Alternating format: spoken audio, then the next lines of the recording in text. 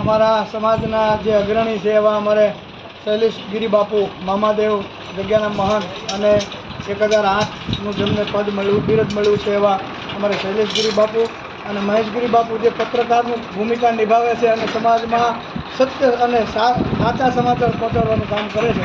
તો અમારે મહેશ ગિરી બાપુ જ્યારે પધાર્યા છે ભૈરવ દાદાના દર્શને તો બે શબ્દ કહેશે અમને કેવો અનુભવ થયો, કેવો આનંદ આવ્યો. બાપુ ઓમ નમો નારાયણ, જય દર્શના. સૌ પ્રથમ તો આજે જે સુરત દેવસ્થાન પૂજારી મંડળના સંતો મહંતો સંન્યાસીઓ અહીંયા પધાર્યા છે બપોરે 11 વાગ્યે, જે 3 વાગ્યા સુધી રોકાયા અને જે આનંદની અનુભૂતિ કરી છે અને એમાંથી 90% પ્રથમ વખત જ અહીંયા આવ્યા છે.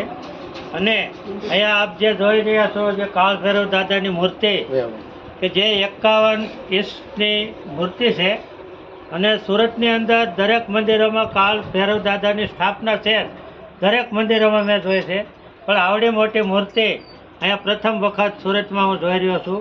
જે 51 ઇંચની જે અયોધ્યામાં રામલલ્લાની સ્થાપના કરી એ મૂર્તિ પણ 51 ઇંચની જ છે અને જોગાનું જોગ આ મૂર્તિ પણ 51 ઇંચની જ છે. અને કાળ ભૈરવ દાદાના અલૌકિક દર્શનનો લાભ લોકો એના જે સ્થાનિકો છે તે પણ લઈ રહ્યા છે. તો સુરતમાં વસતા દરેકે અહીં એક વખત આવીને દર્શનનો લાભ લેવો એ એક જીવનનો લાવો છે.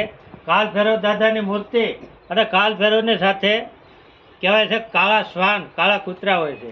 જે અહીંયા 4 થી 5 કાળા શ્વાન અહીં જ રહેશે અને અહીં જ બેસે છે. અહીંયા પાછળ પણ બે બેઠેલા જ છે.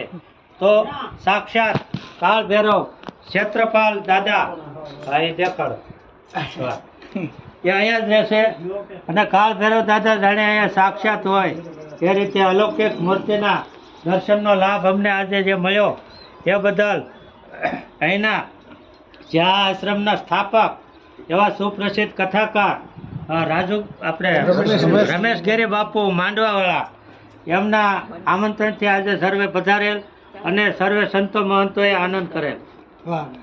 નમઃ પાર્વતી પતે હર હર મહાદેવ.